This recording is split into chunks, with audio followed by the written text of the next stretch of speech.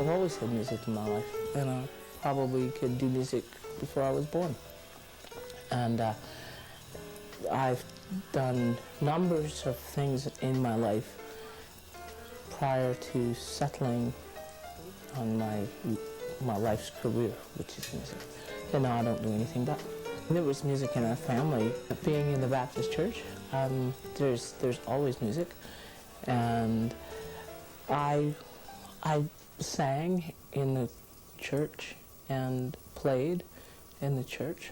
I must say it that I didn't play all that well when I was a kid. I didn't play as well then as I think I do now. Notice as I think I do now.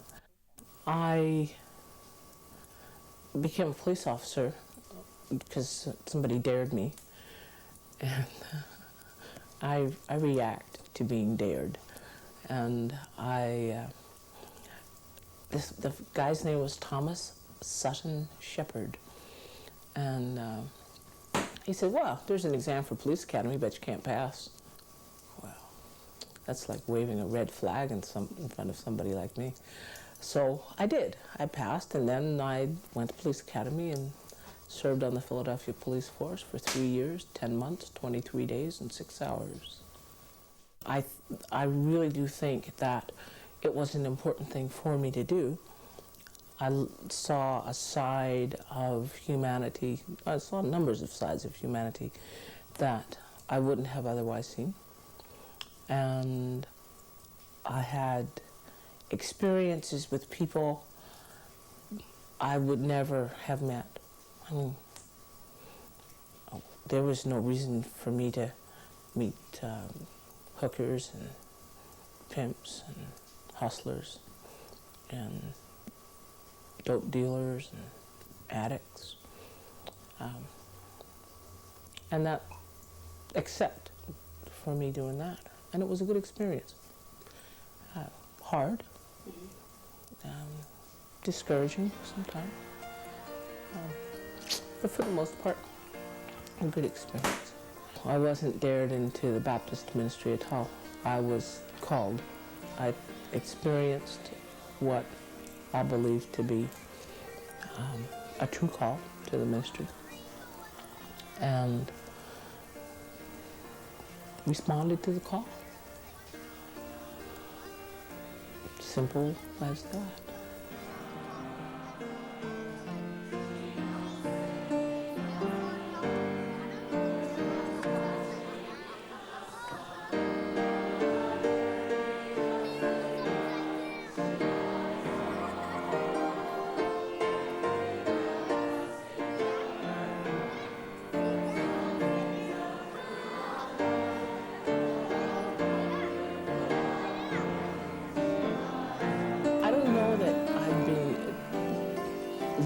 Out of ministry. I think that I've been led into a more holistic ministry for me,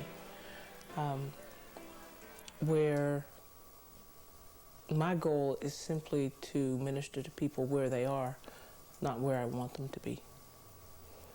I started to look at what it was the text was saying in the music that we sang. And I was appalled at some of the texts that were in the hymnal. I mean, I was just going, holy doodle, I mean, this is what this says? So then I thought, well, there's a whole body of music that often doesn't get used in church, and it's what's called secular music, secular music. And I really think that when I began to look at what secular music had to say about who we are as spiritual people, that's when my career began. Because then I really, really, really knew there was a whole bunch to say. And there was a much wider congregation, if you will, for me as to do ministry. And it's the whole world. I mean, there are people who don't have a clue about his eye is on the sparrow, but they understand blackbird. So why should I sing to them His eyes on the sparrow when their experience is about John Lennon and Paul McCartney and the Beatles? So reaching people where they are, talking to people where they are, having that experience with people where they are, rather than where I want them to be. I mean, I don't even care if they ever get to His eyes on the sparrow. I don't care. What I care about is that they have an understanding that somebody took enough time to talk with them on wherever they are. So I spend a lot of time looking at a lot of lyrics. There's music all over this place. It's everywhere, as you can tell. I mean, all kinds of stuff. And I want to have new beginnings all the time.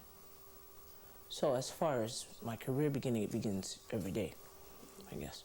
I produced two cassette albums of a concert that was done in 1988 here at the Belfry Theatre in Victoria. And I got a phone call just a short while ago from a woman who's been coming to hear me play for years and years. And she said, I just want to tell you that my son, my son is not very religious, but we were listening to the album Gospel Rose. We're listening to the tape. And she said he's 30 years old and he thinks that life is awful. He's ready to pack it in. His relationship has fallen apart. He's just kind of out there somewhere. And he said, Audrey said, we were listening to Forgive Yourself, which is a song that I wrote for me, because, I have days when it's, as one of my students, Ross Taggart, says, Louise, sometimes days are doo-doo. And this was one of my doo-doo times. And I wrote this song, and the lyric says, how do you do what you know you can do when it's all you can do to just keep on keeping on? How to believe in the things you perceive when all you want to do is just leave it. And the chorus says, just forgive yourself, trust and know that there is no one else who can forgive you. Believe yourself, for your friends alone won't see you through. You always knew that nothing can come true till you forgive yourself. And Audrey said, his whole life's changed with that song. So, yeah, it's a beginning for him, I hope. If you can't go into a bar and observe what happens in a bar, and go to church and observe what happens in church, and see those as similar, you won't understand anyway. All the explaining in the world will not make it clear.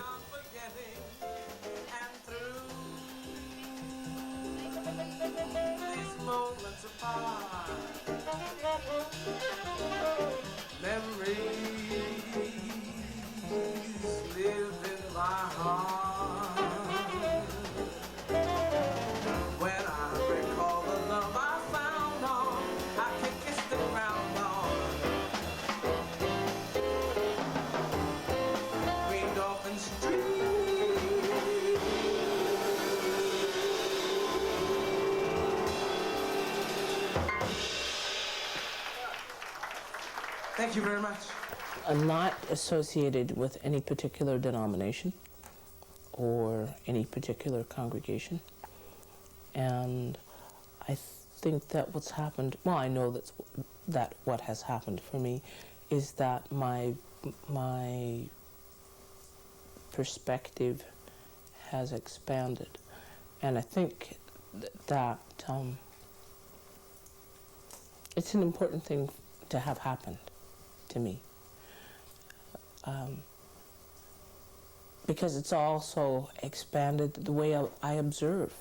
I think that when I was in the Baptist ministry, I saw things like a Baptist.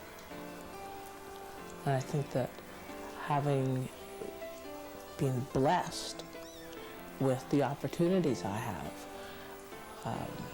to work with all kinds of folk, I mean, people who are unchurched, people who are partially churched, people who are fully churched, whatever the heck that means, challenges me to perceive more holistically. So it's been good for me not to be associated with any particular denomination, I think. There are days when I perceive myself as a Christian, and there are days when I would rather that I weren't, when I see what Christians do. And it's troubling for me. It's painful sometimes to be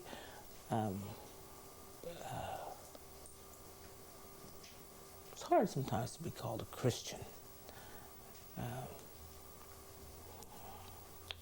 It's probably as difficult as anything. Yeah. Music does restore soul. It is music is the one thing I know that will restore my soul. When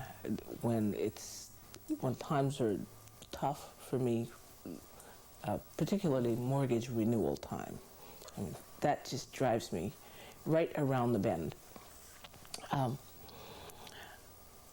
I come in here and listen to music, pull out some records. Sometimes I don't even know why I've chosen the records I've chosen. And come in here and listen, and when I leave here, I feel better. Yes, music will restore my soul. And I suspect that it does that for many people.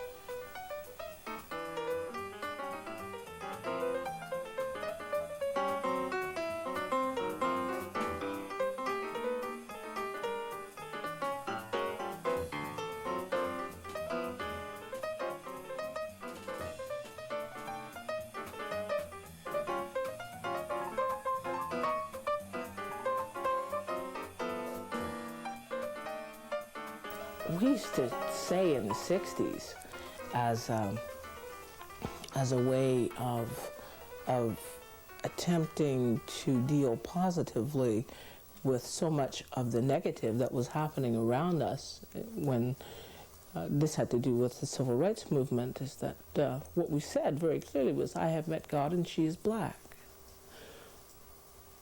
I think that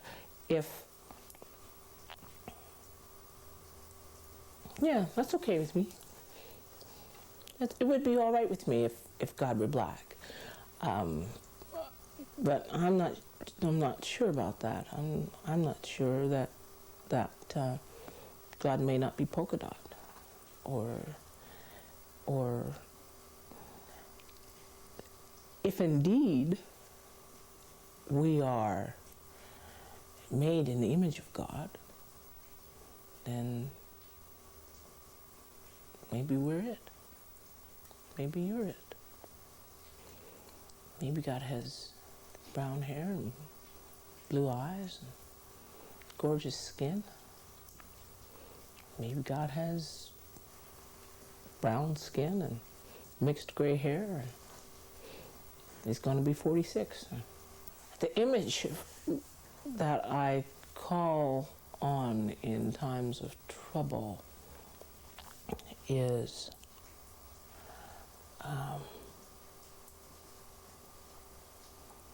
my grandma.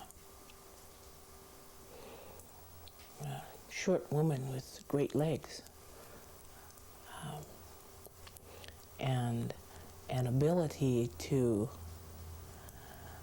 cut through all the crap and tell you very simply that it may not happen when you want it, but it's right on time. Yeah. I try to keep it simple.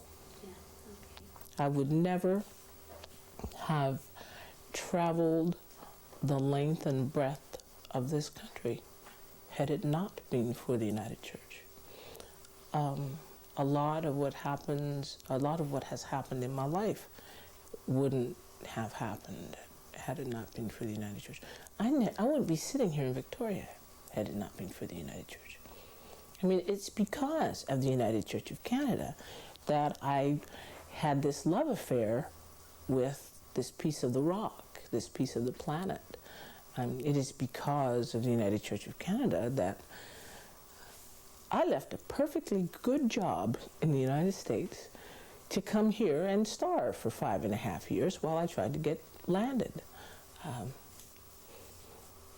Yeah, it feels good today. There are days when it doesn't feel all that great. When I am in department stores and I hear nigger jokes or newfie jokes, or I hear this same kind of thing that I left in the States. Those days it doesn't feel great, and it also makes me know that there's still more work to be done, and I need to write some more music or sing some more music or find a lyric that can talk to that person where they are, and perhaps have them think a different thought, just for a minute, just for a minute, have them think about what it truly does mean, what it means when you say the things that you say, because our language is the truest indication of how we see. It lets everybody know what's in our hearts. It lets everybody know. So you can't, when you start to speak derogatorily about a particular group, I learn a lot. When you speak positively, I learn a lot. I know a lot by listening to folk. And people know a lot by listening to me sing.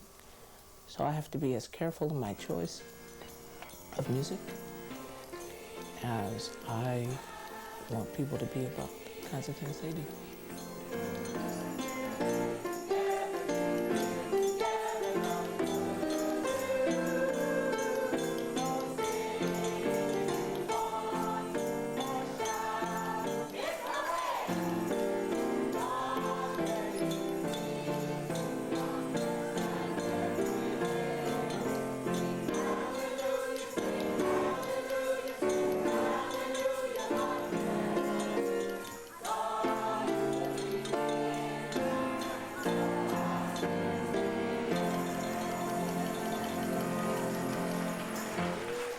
I am a role model, I know that. And it's very, very important to me to be, I was going to say, the best role model I can be. And I'm not even sure I know what that means, to be the best. I'm just going to be who I am. One of the things my grandmother always said to me was, don't go around putting on any 3-cent airs. So what I'm about is being the same person today that I'm going to be next week or next month, albeit a few days older, I guess. I try to, as much as possible, be consistent,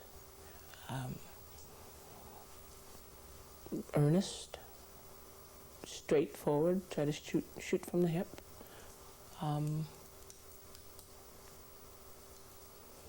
Clear, but I think consistent. There have been enormous changes in and role models for I think all kinds of kids, but particularly black kids in the States.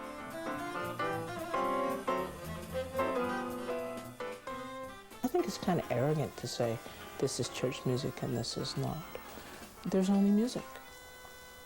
There's only music.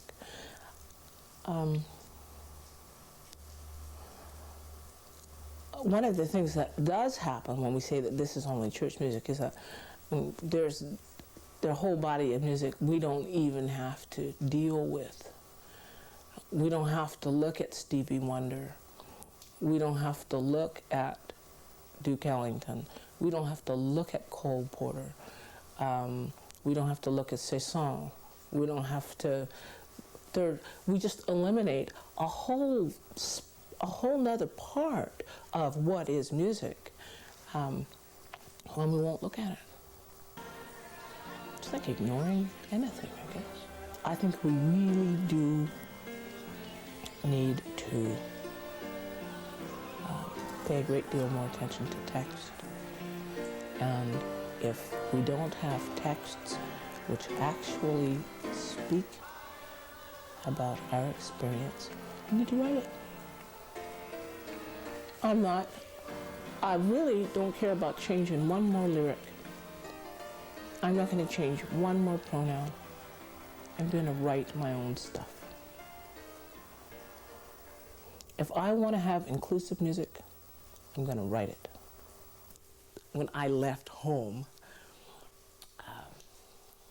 I remember walking out the door of our house I had my turntable, which was my prized possession. I had my turntable and a few record albums, and I was leaving home.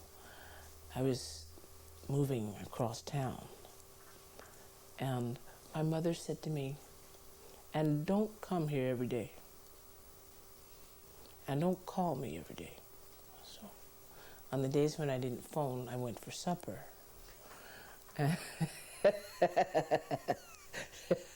So I still phone my mom every Sunday and see how she is, talk to my sister, keep up with what's happening with my nephews. And I've been trying to get my mom to come here for a really long visit. And she said to me recently, "Well, you know it's more than a weekend." I said, "Well, yeah, I mean, I know it's 3,000 miles away. It's more than a weekend." She said, "Well, when you can get that trip to be a weekend trip, I'll come." My mother believes that 10 days with your kids is long enough, and probably too long. So she will come if it's a weekend trip or 10 days.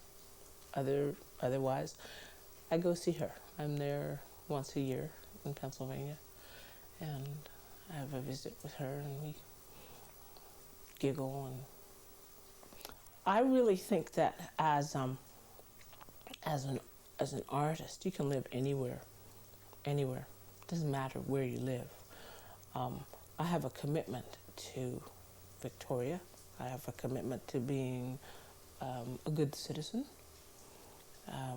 to loving this place and caring for it. And this is where I want to be. I mean, Victoria for me is not a step to somewhere else.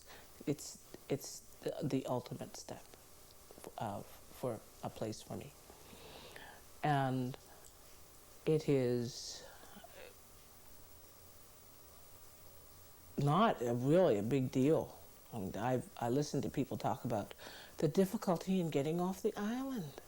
Well, just go to the ferry. Get in your car or get on the bus and go to the ferry and get on the ferry. What's the big deal, you know? Or don't I feel isolated? Well, I mean, if you think about it, this whole planet is an island. I think that my music and my faith are all me. I believe that my music and my faith are me. You know me when you hear my music. You know what I believe when you hear my music.